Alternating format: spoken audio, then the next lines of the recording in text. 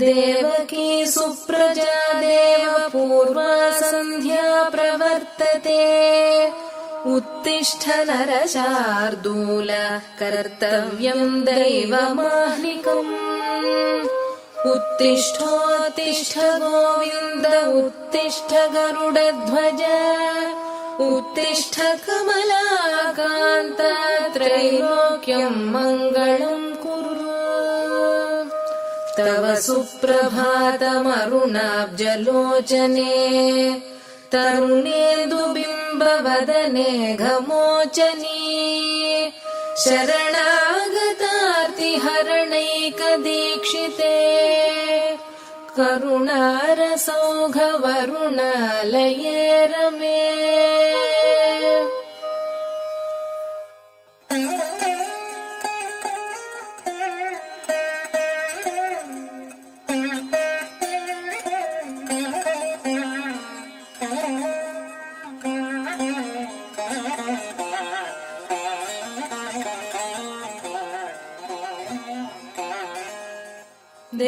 देवाश्चतुर्मुख पुरन्दर शङ्कराद्याः सिद्धा सनातन सनन्दन नारदाद्याः त्वामर्चितुम् विविध पुष्पकराश्चरन्ति श्रीवेणुवादनपटो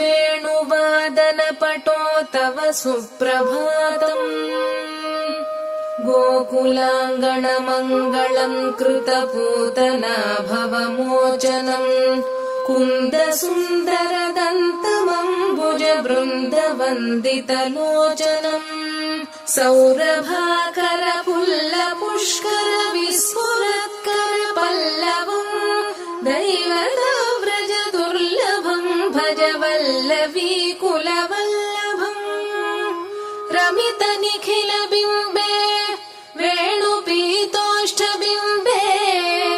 हतखलनि कुरुम्बे वल्लवी दत्तचुम्बे भवतु महितनन्दे तत्र वः केळिकन्दे जगद विरलतुन्दे भक्तिरुर्वी मुकुन्दे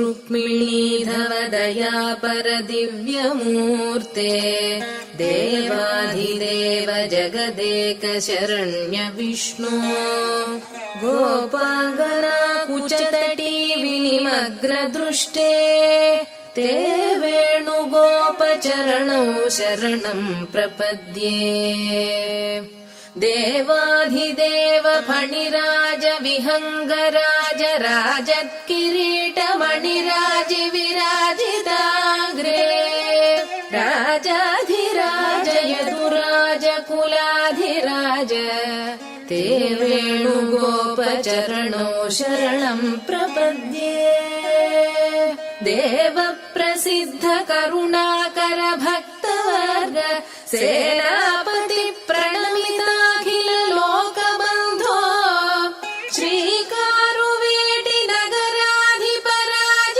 राज ते वेणुगोपचरणौ शरणम् प्रपद्ये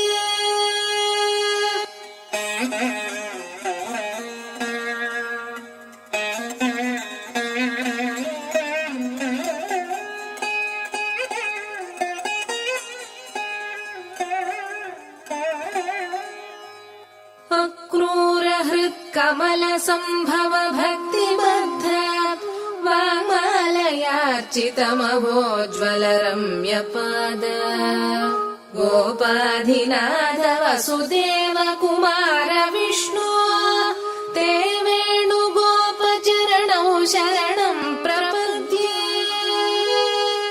श्रीनारदादि मुनिमुख्यगणैः सहस्रैः संस्तूयमान चरणाम्बुज सर्वशेषिम् गोपालवंशतिलकार्चित पादपद्म ते वेणुगोपचरणौ शरणं प्रपद्ये।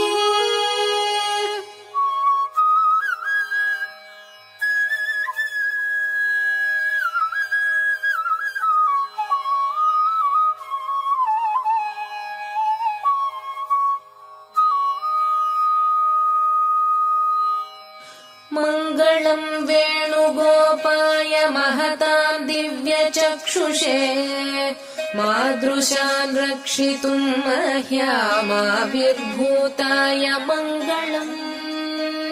स्वकीयरूपलावण्यगाम्भीर्यगुणसिन्धवे सर्वलोकशरण्याय शुद्धसत्त्वाय मङ्गलम्। पञ्चाननादिदेवानां परमार्थप्रदायिने पङ्कजासनसंसेव्यपादपद्माय मङ्गलम्। मल्लिका पुष्पतुलसीमालालङ्कृतवक्षसे मशकीकृतदैत्याय महाधीराय मङ्गलम्।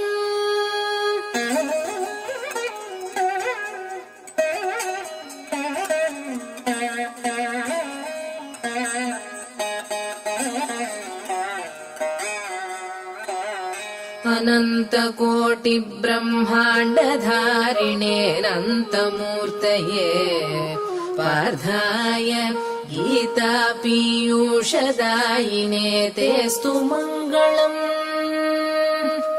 शङ्खचक्रलसद्धस्तमुरलीहस्तशोभिने शशिमार्ताण्डनेत्राय शान्तरूपाय मङ्गलम्। श्रीकारुवेटिनगरे श्रितभक्तावनाय वै श्रिया सहावतीर्णाय श्रीकृष्णायास्तु मङ्गलम्। गोपालचरणद्वन्द्वसपर्यानिरतात्मनः ग्रथितं वरदार्येण सुप्रभातमिदं हरेः। ग्रथितं वरदार्येण सुप्रभातमिदं हरेः।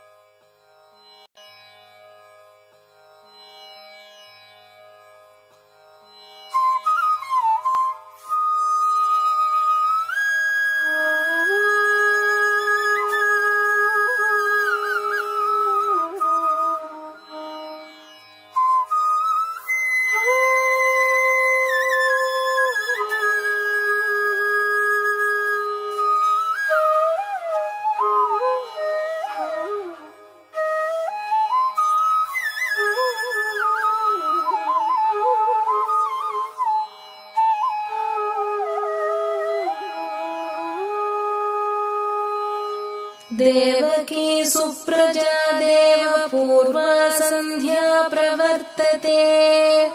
उत्तिष्ठ नरशार्दूल कर्तव्यं दैवमाह्निकम्।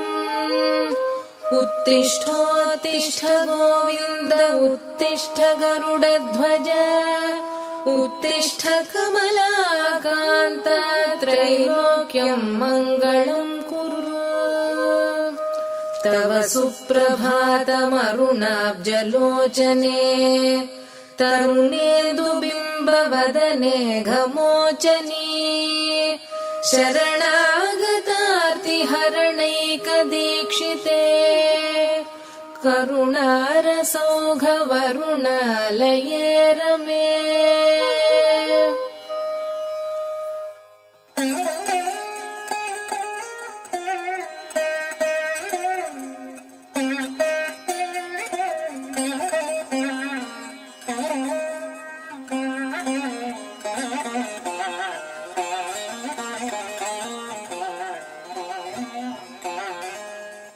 देवाश्चतुर्मुख पुरन्दर शङ्कराद्याः सिद्धा सनातन सनन्दन नारदाद्याः त्वामर्चितुम् विविध पुष्पकराश्चरन्ति श्रीवेणुवादनपटो तव सुप्रभातम् गोकुलाङ्गणमङ्गलम् कृतपूतना भवमोचनम् कुन्दसुन्दरदन्तमम्बुज बृन्दवन्दितलोचनम् सौरभाकर पुल्ल पुष्कर विस्फुरत्कर पल्लवम् दैवतव्रज दुर्लभम् भज वल्लवी कुलवल्लभम् रमित निखिल बिम्बे वेणुपीतोष्ठबिम्बे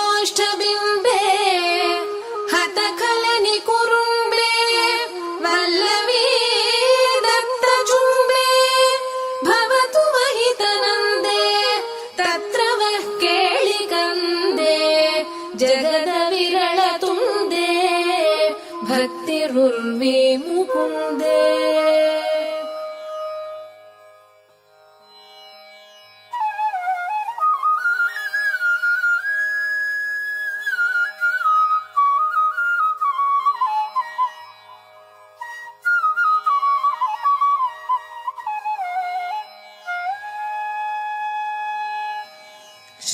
श्रीरुक्मिणीधव दयापर दिव्यमूर्ते देवाधिदेव जगदेक शरण्य विष्णो गोपाङ्गना कुचतटी विनिमग्रदृष्टे ते वेणुगोपचरणौ शरणम् प्रपद्ये देवाधिदेव फणिराज विहङ्गराज राजत्किरीटमणिराज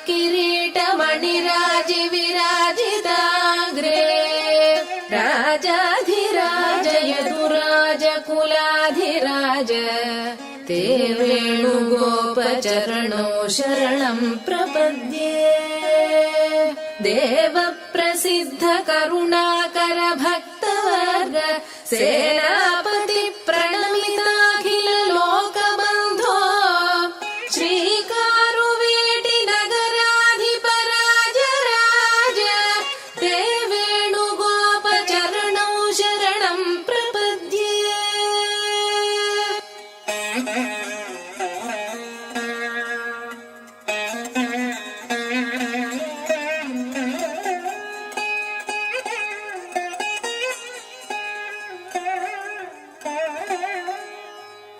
अक्रूर हृत्कमल सम्भव भक्तिबद्ध वामालयार्चितमभोज्ज्वल रम्यपाद गोपाधिनाथ वसुदेव कुमार विष्णु ते वेणुगोपचरणौ शरणम् प्रपद्ये श्रीनारदादिमुनिमुख्यगणैः सहस्रैः संस्तूयमान चरणाम्बुज सर्वशेषिन् गोपालवंश तिलकार्चित पादपद्म ते वेणुगोपचरणौ शरणम् प्रपद्ये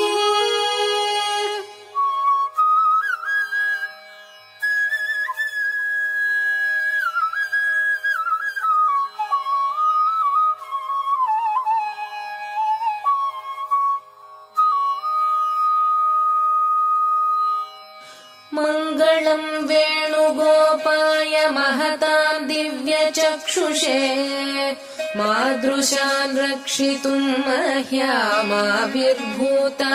मङ्गलम् स्वकीय रूपलावण्य गाम्भीर्यगुणसिन्धवे सर्वलोकशरण्याय शुद्ध सत्त्वाय मङ्गलम् पञ्चाननादिदेवानाम् परमार्थप्रदायिने पङ्कजासन संसेव्य पादपद्माय मङ्गलम् मल्लिका पुष्पतुलसी मालालङ्कृत वक्षसे मशकीकृत दैत्याय महाधीराय मङ्गलम्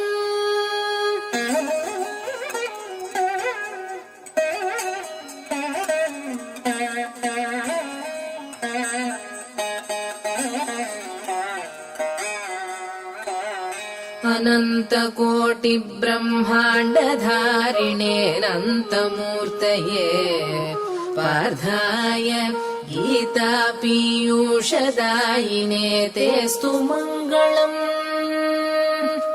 शङ्खचक्रलसद्धस्तमुरलीहस्तशोभिने शशिमार्ताण्डनेत्राय शान्तरूपाय मङ्गलम्। श्रीकारुवेटिनगरे श्रितभक्तावनाय वै श्रिया सहावतीर्णाय श्रीकृष्णायास्तु मङ्गलम्। गोपालचरणद्वन्द्वसपर्यानिरतात्मनः ग्रथितं वरदार्येण सुप्रभातमिदं हरेः ग्रथितं वरदार्येण सुप्रभातमिदं हरेः।